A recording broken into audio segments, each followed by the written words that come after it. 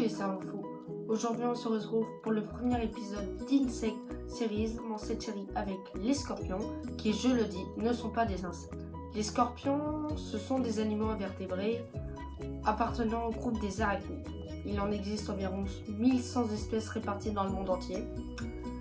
Ils sont répartis en 4 superfamilles: les butoidés, les chactoidés, les scorpionoidés et les vajovoidés. Bon, à première vue, le scorpion ne ressemble pas du tout aux araignées. Mais pourtant, ils appartiennent bien à la même classe zoologique. Donc le corps des scorpions est composé de 3 parties. Le prosoma, qui contient les chélicères, les pédipalpes, donc les pinces, les yeux latéraux et les yeux centraux. Deuxième partie, le mésosoma, qui contient le corps, les peignes, qui jouent un rôle de radar qui l'informe sur son environnement, et les 4 paires de pattes locomotrices. Et enfin le métasoma, qui contient la queue, qui possède, elle, 7 segments, dont le dernier s'appelle le telson et qui contient l'aiguillon. Alors anatomiquement, le scorpion possède bien entendu une bouche entre les chélicères.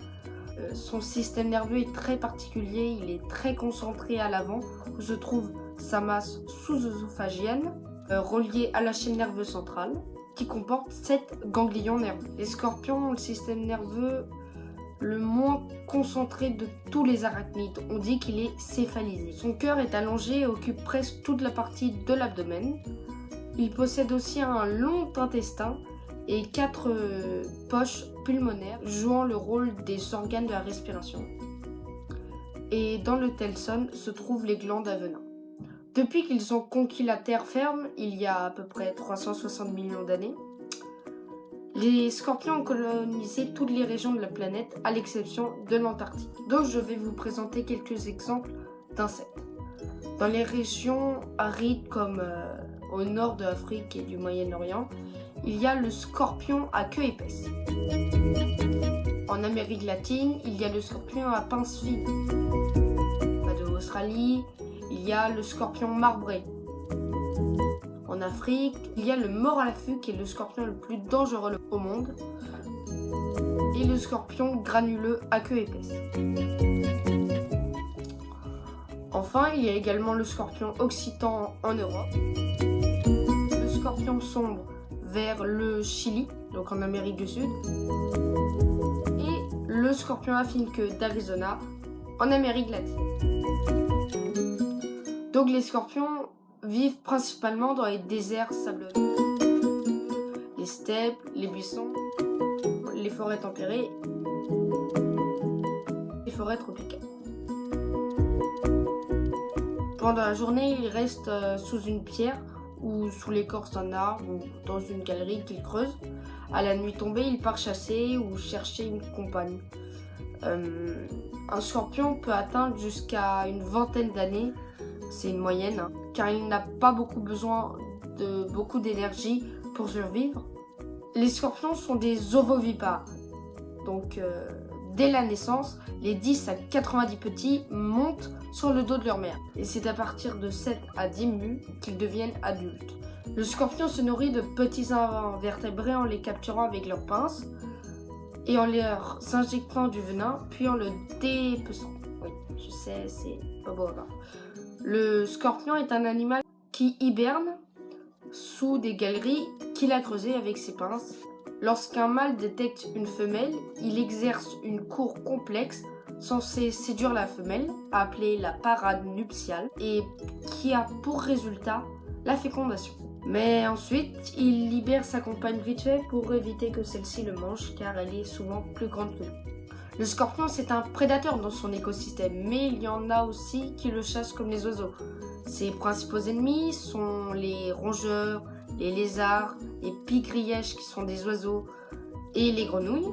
Et ses principales victimes sont les scarabées, les grillons, les pince-oreilles et les scorpions, parce que le cannibalisme chez cette espèce est très répandu. Pour ce record du monde, nous parlerons des venins les plus dangereux des animaux venimeux et non toxiques.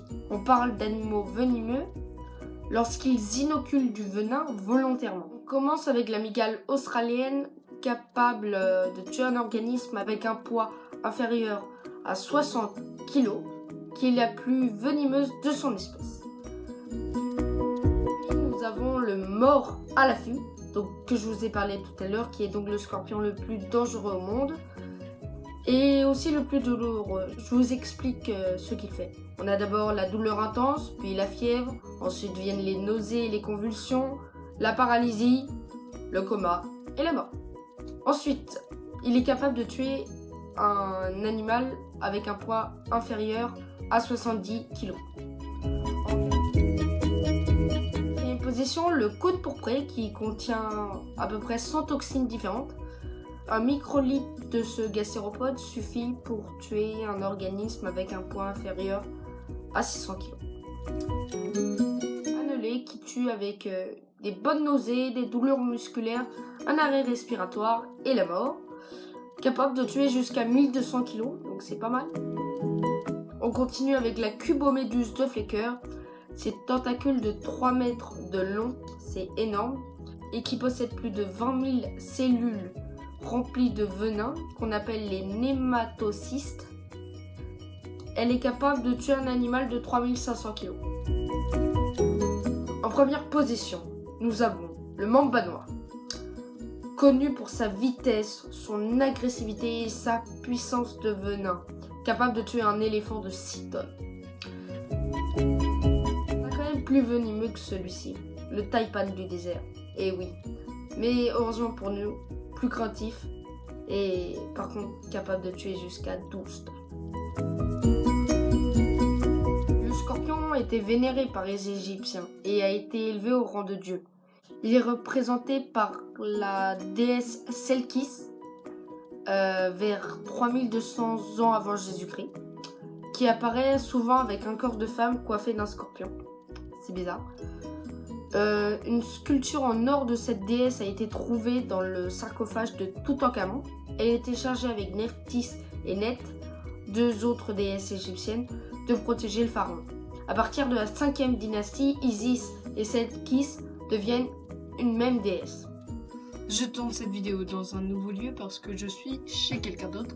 Cette personne va d'ailleurs nous aider à présenter notre insecte du jour. Salut Corto. Bonjour. Ok. Donc notre scorpion doré de Mandchourie, c'est un grand prédateur de vertébrés qu'il chasse tant dans le sol que sous les végétaux ou sous les pierres. Son venin est suffisamment dangereux pour tuer ses proies sans être mortel pour l'homme.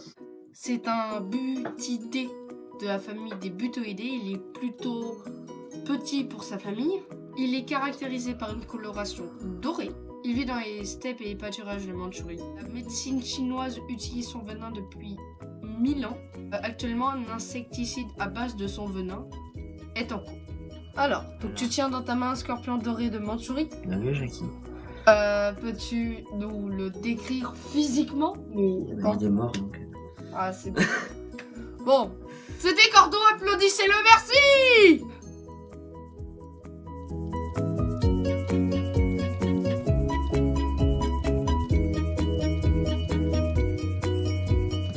C'est la fin de cette vidéo, j'espère qu'elle vous aura plu. N'hésitez pas à lâcher un bon like, à vous abonner à la chaîne si ce n'est pas déjà fait, activer les notifications et surtout partager la vidéo, c'était ça en fout. A plus!